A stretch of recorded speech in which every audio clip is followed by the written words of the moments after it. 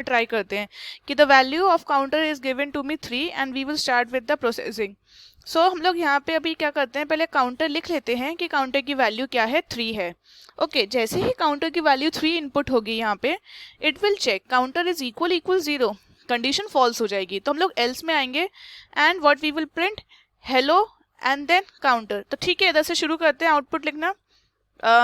Output इधर लिख देते हैं, it will be hello and then counter. What is the value of counter, 3। तो हेलो, और इधर मैंने स्पेस नहीं दिया है तो बिल्कुल ये without any gap 3 will be printed here.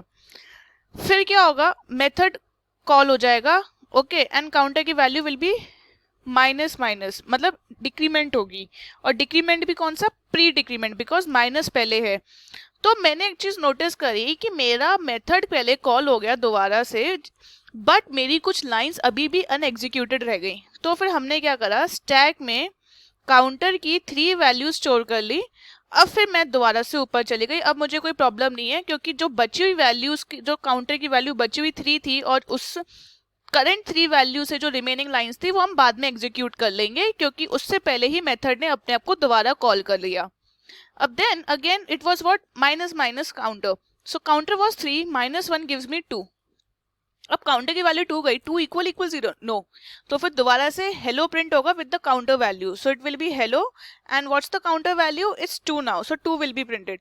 After 2 will be printed, मैं नेक्स्ट लाइन में I and again I encountered the same function call, और उसके बाद मेरी ये लाइन फिर से अनएग्जीक्यूटेड रह गई। तो मैंने 2 की वैल्यू यहाँ पे स्टोर कर ली, ताकि अनएग्जीक्यूटेड वैल्यूज को मैं बाद में स्टोर कर लूंगी और उसको रिट्रीव करके आई विल सॉल्व देम। अब क्या हुआ, अब दोबारा से ऊपर गए, it was minus minus counter, so it will be 2 will become 1 now. As soon as it will become 1, it will check again counter equal equal 0, condition false because 1 is not equal to 0, so it will be again SOPLN hello, and then what is the value of counter, it is 1, so 1 will be printed here. And again we just call back the function, and before calling a few lines were unexecuted, तो हम वो unexecuted line को stack में लिख लिया है, and then counter becomes 0, और 0 की वैल्यू ऊपर गई। अब चेक करेगा, 0 इक्वल इक्वल 0, कंडीशन यहाँ पे हमारी ट्रू हो गई, काउंटर की वैल्यू उस समय 0 है, तो क्या होगा, SOPLN। तो हम लोग स्पेस की जगह यहाँ पे अपने आउटपुट में इस तरीके से एस्केप सीक्वेंस लिख देंगे, ताकि एग्जामिनर को पता चल जाए कि हमने इंटेंशनली लाइन नहीं छोड़ी है, मतलब हमने लाइन लीव नहीं करी है। ये एक बैक स्पेस है, बैक स्पेस मतलब it is a this space here, क्योंकि कॉपी में लिखते समय बाइट भी एग्जामिनर रिकॉल ना कर पाए ये स्पेस है, तो हम लोग यहाँ पे एस्केप सीक्वेंस लिख देंगे, कि ताकि क्लियरली इंडिकेट हो जाए कि स्पेस है यहाँ पे। और फिर उसके बाद अगेन जैसे ही SOPLN, उसका मुझे देखा कि कुछ नहीं है यहाँ पे, nothing is, no function call, we are done.